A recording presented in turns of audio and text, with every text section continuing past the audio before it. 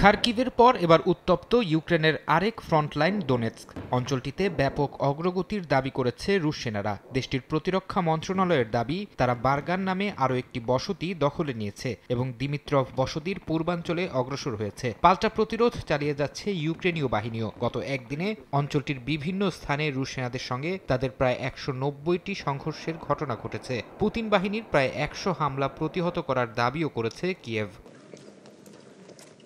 Ukraine জুড়ে রুশ হামলা জোরদার ও ইউরোপের কয়েকটি দেশে সম্প্রতি ড্রোন অনুপ্রবেশের ঘটনায় উদ্বেগে আছে যুক্তরাষ্ট্র। রাশিয়ার হামলা প্রতিহত করতে ও যে কোনো সংঘাতময় পরিস্থিতি সামাল দিতে পশ্চিমা সামরিক জোট ন্যাটোকে আরও শক্তিশালী করতে চাপ দিচ্ছে মার্কিন প্রশাসন। মার্কিন সমরমন্ত্রী পিট হেগসেথ বলেছেন, মিত্র দেশগুলোর এমন সামরিক সক্ষমতা থাকা উচিত যা প্রতিপক্ষকে যে কোনো হামলা চালানোর আগে ভাবাবে। বুধবার ব্রাসেলসে ন্যাটো ও মিত্র দেশগুলোর প্রতিরক্ষা মন্ত্রীরা বৈঠক করেছেন। ইউক্রেনকে সামরিক সহায়তা দিতে সামনে থেকে নেতৃত্ব দিচ্ছে জার্মানি। দেশটি আরও $500 মিলিয়ন একটি সামরিক সহায়তা প্যাকেজ ঘোষণা দিয়েছে। এর মধ্যে আছে আধুনিক আকাশ প্রতিরক্ষা ব্যবস্থা, প্যাট্রিয়ট মিসাইল ও রাডার সিস্টেম।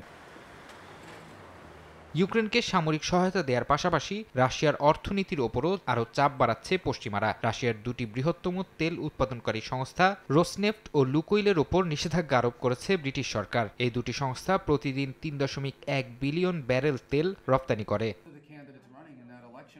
এদিকে ইউক্রেনের প্রেসিডেন্ট ভলোদিমির জেলেনস্কির সঙ্গে সম্ভাব্য বৈঠকের আগে রুশ প্রেসিডেন্টকে নিয়ে কড়া সমালোচনা করেছেন ডোনাল্ড ট্রাম্প। ওয়াশিংটনে সাংবাদিকদের প্রশ্নে তিনি বলেন, পুতিন যুদ্ধ শেষ করতে চান না, অথচ রাশিয়ার অর্থনীতি ভাঙনের পথে। তিনি দাবি করেন দেশটিতে পেট্রোলের জন্য দীর্ঘ লাইন পড়েছে এবং পরিস্থিতি অর্থনৈতিক বিপর্যয়ের দিকে যাচ্ছে। তবে ক্রেমলিনের মুখপাত্র দিমিত্রি পেসকভ এমন দাবি উড়িয়ে দিয়ে বলেন, রুশ অর্থনীতি যথেষ্ট স্থিতিশীল এবং পরিকল্পনা অনুযায়ী দেশ এগোচ্ছে।